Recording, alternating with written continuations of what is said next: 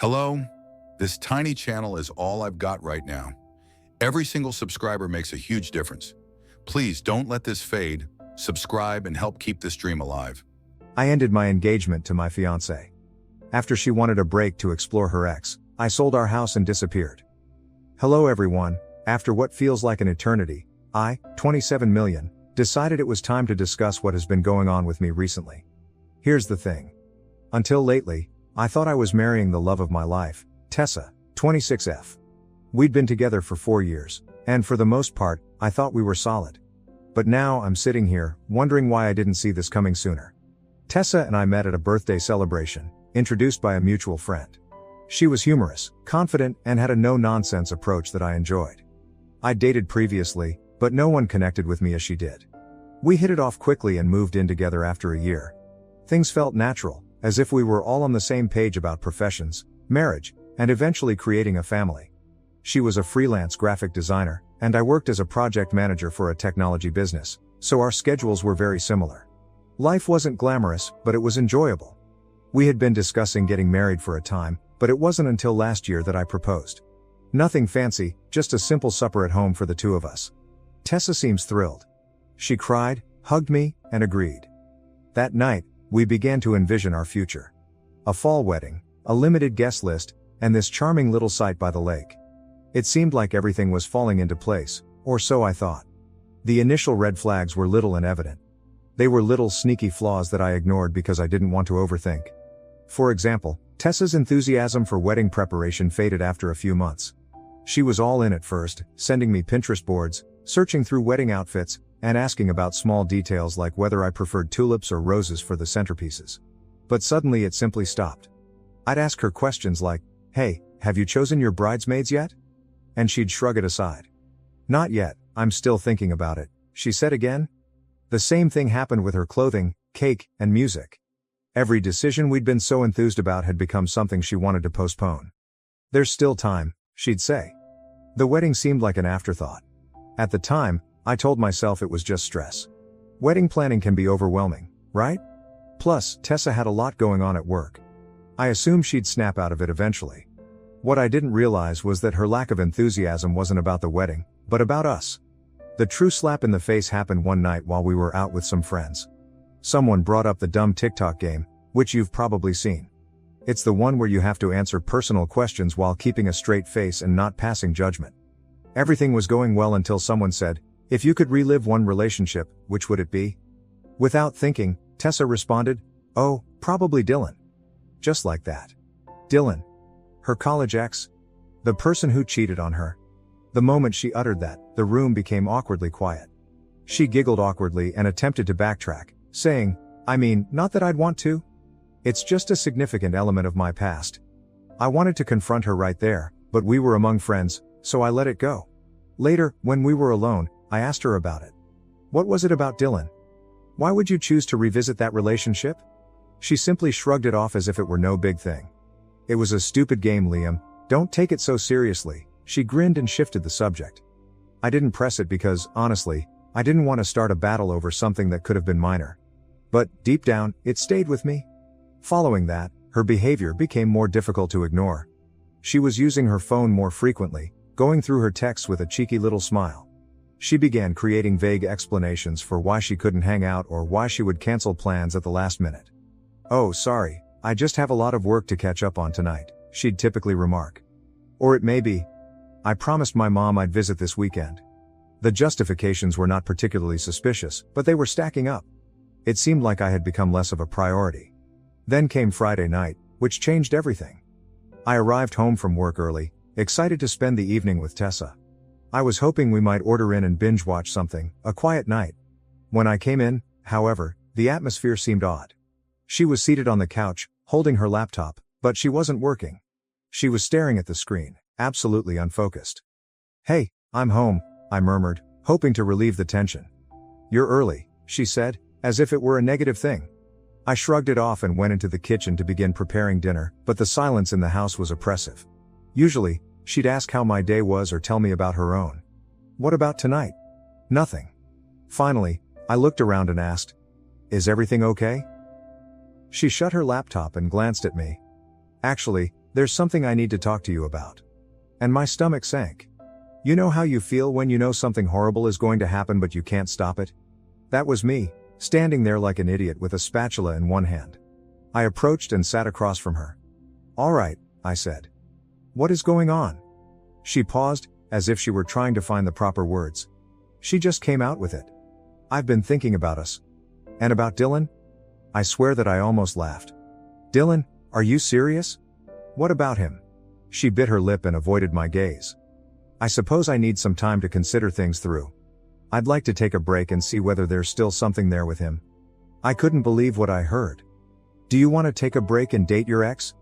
Are you out of your mind, Tessa? We've got engaged. It's not like that, she responded hurriedly, as if she could smooth things up. I just want to know if I'm making the right choice with you. And if it doesn't work out, I pledge to come back. That's when I discovered how deep her chutzpah was. She assumed I would sit around and wait for her to decide whether I was good enough. Something inside me moved at that very instant. I did not yell or blow up. I just sat there staring at her, wondering how the hell I hadn't seen this coming. I wasn't sure how to answer at first. My fiancée recently informed me that she wants to take a break to explore things with her ex, Dylan. What can you say to that? Finally, I asked. So, what does this break mean to you? My voice came out more calmer than I felt. She straightened up slightly, as if she had been ready for this conversation. I believe we need some space to figure things out. I'll take some time to see if my feelings for Dylan are genuine, and you are welcome to ponder on us as well. I couldn't believe the audacity. Wait, I replied, leaning forward.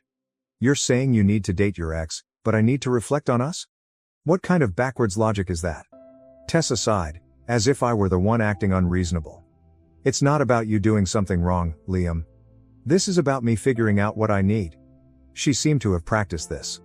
The way she spoke, the way she avoided eye contact, it was as if she had already decided this was going to happen and simply wanted me to accept it. You know this sounds insane, right? I muttered. You don't just put your fiancé on hold while you go play what if with some guy who treats you like garbage. Her face tightened, and for the first time, I realized how stubborn she could be.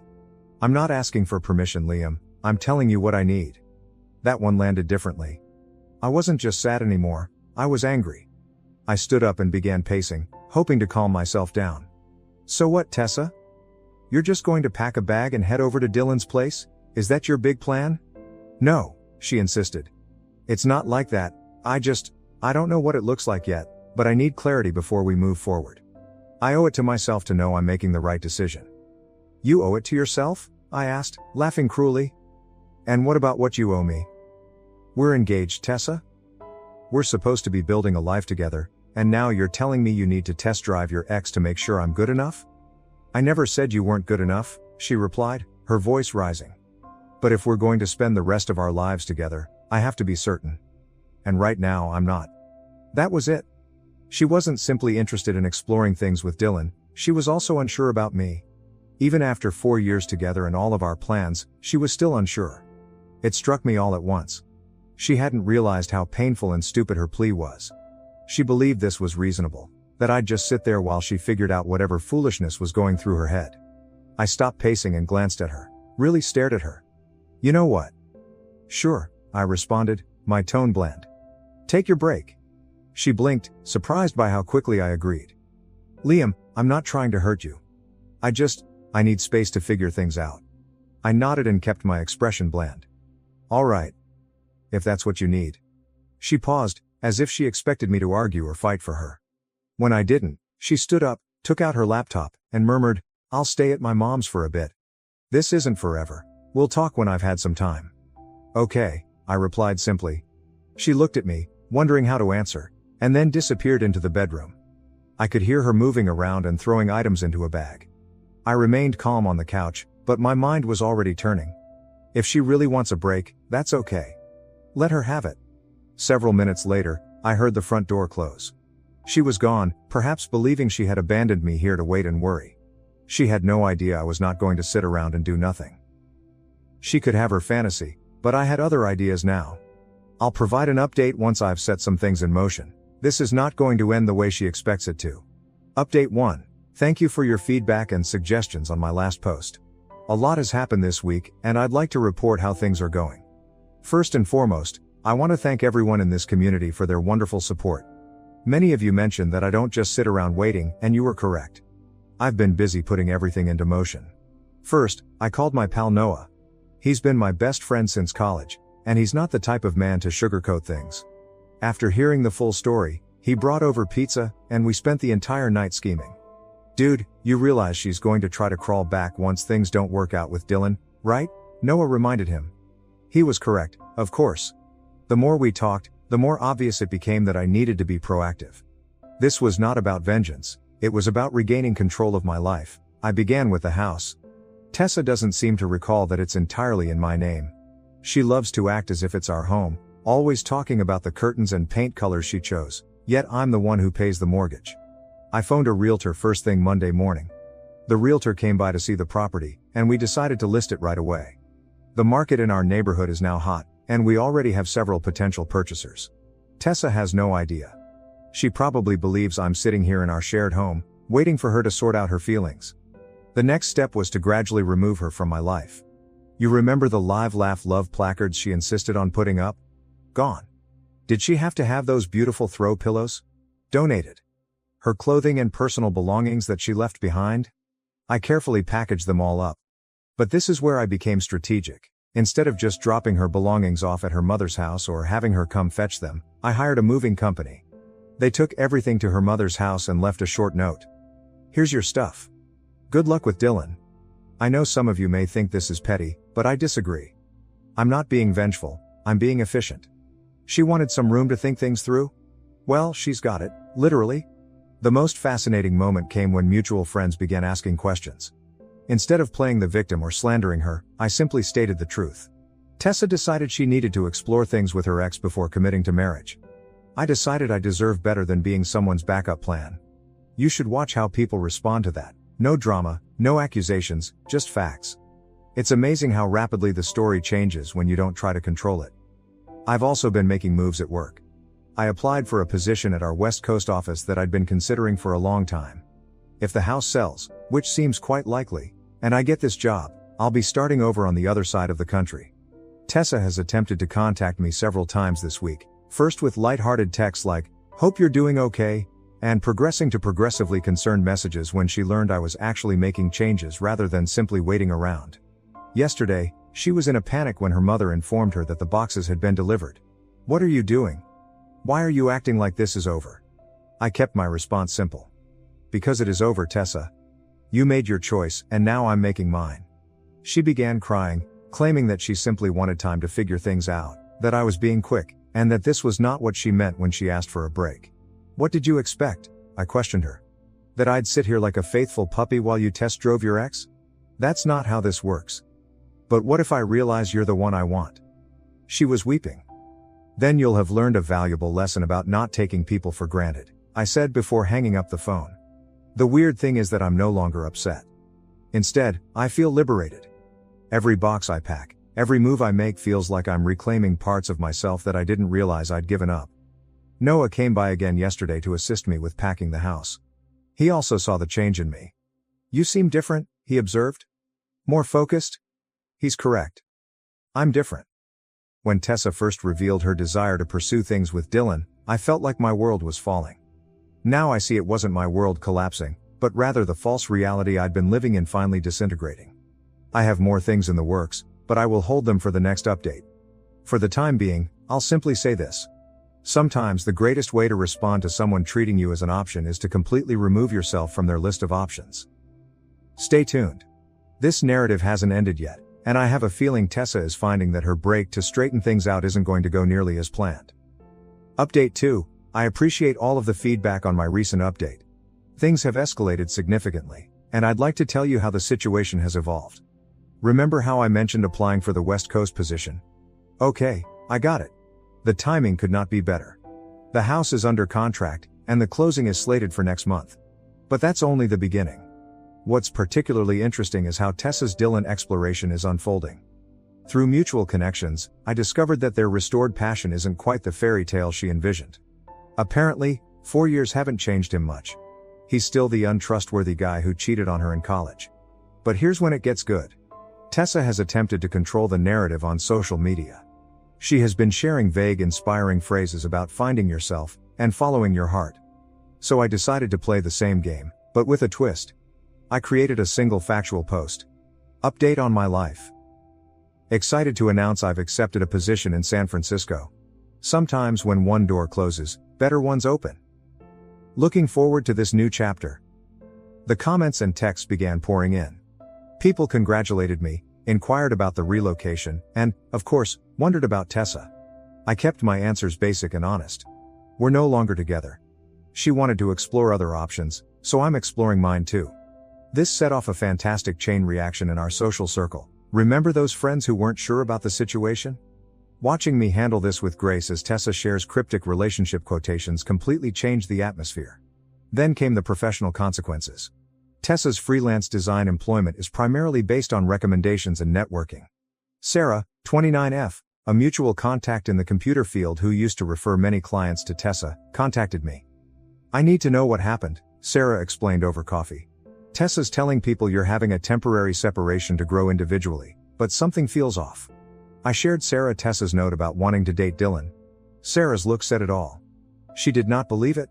By the end of the week, numerous potential clients had pushed back their projects with Tessa, not because I said anything nasty, but because, honestly, who wants to work with someone who takes commitment so lightly? Tessa sensed the shift. Her texts become more frequent and frantic. Why are you telling people about Dylan? You're ruining my reputation. This isn't fair, I just needed time to think. I answered to the last one. You got what you wanted, time and space, how I spend mine is no longer your concern. Then came the turning point. Dylan, in his wonderful wisdom, shared a photo of them together at the restaurant where Tessa and I had our first date. It was evident she was attempting to recreate our history with him. It was both sad and funny. The post didn't last long, but the damage was done. Our friends witnessed it, and the remaining few individuals who supported Tessa's finding myself story lost respect for her. Even her own sister contacted me. I'm so sorry about how she's handling this. You deserve better. What is the most satisfying part? I didn't have to be vengeful. I simply lived my life freely and honestly, whereas Tessa attempted to play both sides. The truth has a way of emerging. She visited my office yesterday. Dylan seemed to have already revealed his true colors, flirting with other women, being untrustworthy, a familiar story. She was crying. I made a huge mistake, she cried. I was scared of commitment. I thought I needed to know if there was something better out there, but I was wrong. You're the best thing that ever happened to me. I simply gazed at her calmly. No, Tessa. The best thing that ever happened to me was you showing your true colors before we got married. She attempted to argue, claiming that we could fix this, that she would go to counseling, and that she would prove she could be trusted again. I simply shook my head. You don't get it, do you? This isn't about Dylan anymore. This is about you thinking you could keep me as a backup while you explore your options. That's not love, that's convenience. She left my office distraught, but I felt better than ever. The house closes next week, the majority of my belongings are packed, and my new life in San Francisco begins in a month. The funny thing is that some folks think I'm being overly tough. Everyone makes mistakes, they explain. However, this was not a mistake, it was a choice. There are actually several options available. Each time she texted Dylan. Every time, she lied about where she was. She spent every second planning to put our romance on hold. These were all options. I'll provide another update once the move is complete. For the time being, I'll leave you with this.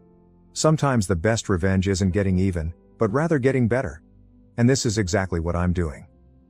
Next update. Update 3. Thank you for following my journey. This will be my final update, and I have some interesting developments to report. San Francisco is everything I imagined it would be. My new apartment has a stunning view of the bay, and the tech scene here is fantastic. My new office team is fantastic. It's refreshing to be around people who prioritize growth and innovation over drama. But first, let me catch you up on how things ended back home. The closing went smoothly, and the house actually sold for more than the asking price. It was interesting to see Tessa's reaction after finding out through mutual friends. She didn't believe I'd sold the house until she drove by and saw the new owners move in.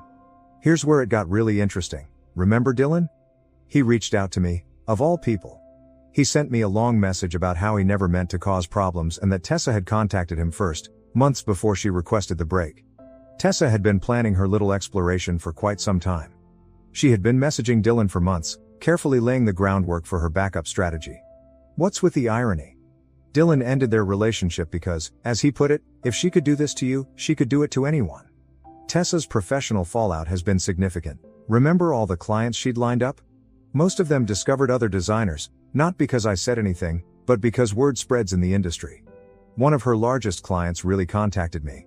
We heard what happened with the engagement, they told us. We're looking for someone who can commit to long-term projects. Do you know any reliable designers? I recommended a talented acquaintance of mine, and she received the contract. Karma, I suppose. Tessa's social media meltdown has been something to see. Then came the sorrowful quotations about losing your sweetheart, followed by angry posts about toxic people who can't handle growth. Finally, she made urgent attempts to show everyone how delighted she was. The final one was quite interesting. She wrote about beginning her own design firm. 3 days later, she began sending out job applications. Last week, her sister contacted me again. Tessa has apparently been staying with their parents, stating she needs time to heal from our separation. Her sister's exact words were, "She really thought you'd wait for her. When you sold the house and moved, it broke her fantasy completely." The most reassuring moment occurred during a video call with our old friend group. They were telling me about local gossip, and someone described seeing Tessa at a coffee shop, explaining to a potential customer why her portfolio website was down. Apparently, she forgot that I was the one who set it up and maintained it. She couldn't figure out how to restore her hosting membership when it expired. Not my concern anymore. My new life here is coming together well. I've joined a local rock climbing club, begun taking Spanish lessons, and even adopted a dog from a local shelter. His name is Zeus, and he's a greater companion than my ex-fiancée. The tech community here is really inviting. Last week, I was invited to speak at a developer conference, which would not have happened if I had stayed at home. It's amazing what you can accomplish when you're not dragging dead weight. I had one last interaction with Tessa. She sent me an email requesting some old images from our shared cloud storage.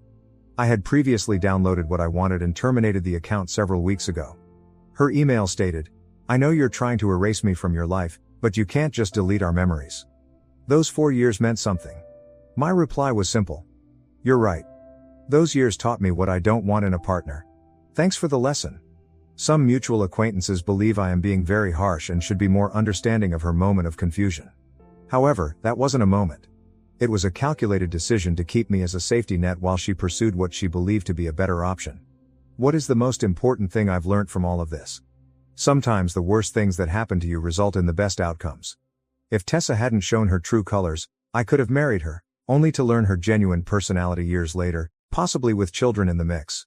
Instead, I'm in a lovely city with a wonderful job, making new friends, and feeling optimistic about the future. The anguish of betrayal has been replaced by thankfulness for the gunshot avoided. Thank you to everyone who has followed the story and offered advice. Your encouragement helped me remain strong when I might have faltered. And for anyone going through a similar situation, know this. When someone shows you who they are, believe them the first time. Don't wait around for them to alter their mind about you. Life is too short to be someone's backup plan. Sometimes the best thing you can do is walk away and make things better for yourself. That's it for now, guys. This chapter of my life has officially ended, and I couldn't be more excited for the next one to begin. Take care, and thank you for everything. Thank you for watching. If you haven't subscribed yet, please do so and hit the notification bell to stay updated with more shocking real-life stories happening around you.